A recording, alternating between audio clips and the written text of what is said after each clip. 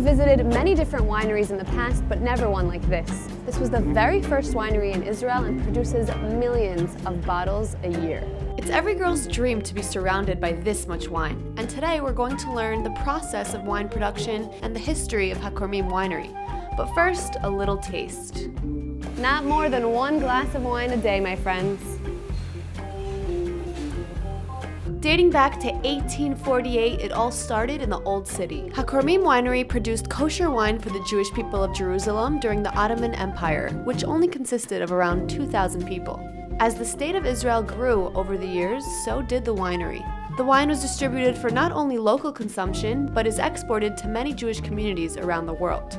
The winery started to grow when the family started to export our wines. We start to make fortified wine just for the export.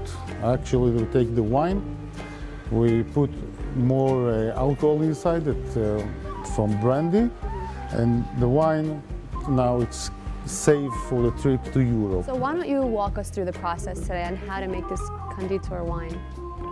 So we start with the Konditon Masoret. This is the basic Konditon. It's more freshy. It's around 1 year in a barrel, in the big barrels.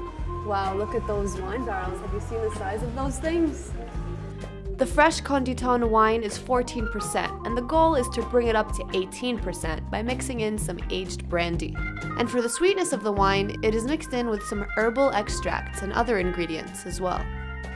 So we start with fresh Konditon, and we keep some sample for the end, so we can taste the difference. Taste the difference between the wines.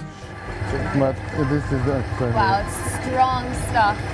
Okay. This is mostly from the leaves, but also from the seeds.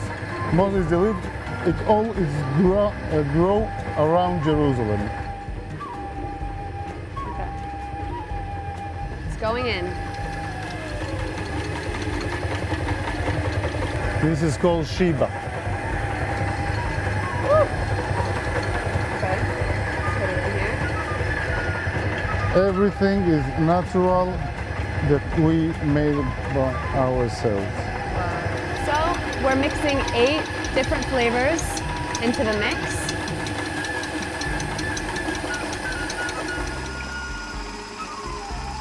Next one is secret. But it's secret, yeah, but it includes saffron. These small amounts of all natural herbal extracts make a huge difference in the flavor. This is going to be a very flavorful wine. After that, it must be. And we did not start with the brandy. Yeah. Okay, the very last flavor. I see it has some seeds in it. Yeah. It's called in Hebrew elata mastic. Smells good. In Arab it's called mastika. The smell reminds green almonds. And now for the tasting test, and we didn't even add brandy or fresh wine, so it's a smelling test, not a tasting test. Put your nose and your mouth inside, not your eyes. Wow, it's a very strong smell. The next step is adding the fresh wine from the stainless steel tank into the mixer through a plastic tube. Fresh wine, this is a mix of Petit Verdot, Cabernet Sauvignon, and Caladoc. The barrels behind us contain different kinds of brandy, and now we're going to see which one we're going to include into the mix. So you like this one? You can see a small difference in the color. Here we have a sample of brandy from barrel 55. What is it? I think we're going to go with 56. That's it.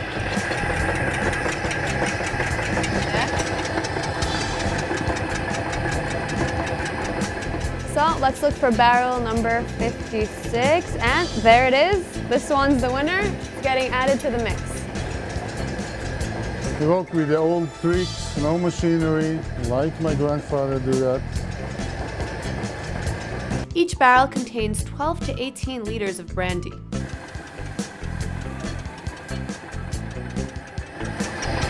So we have the basic herbs, the fresh wine, the brandy. Now the next ingredient is Silan. Now we add the amount of the Silan. And now for the last ingredient, this adds the sweetness to the wine. Date honey, called silan in Hebrew.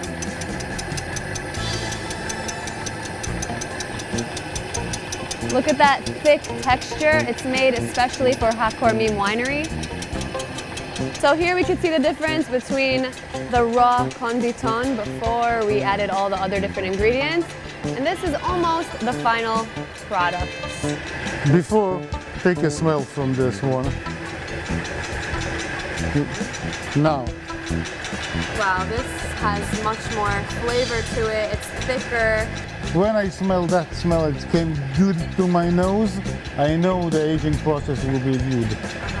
The wine will go into the aging process for 24 months in the oak barrels. Then it is ready for consumption. So you can came 2 years more and see the bobbing process. In 2 years we'll be back and see the kind of wine that we made. The kosher winery holds a deep connection to the land and will continue to serve people for many years to come.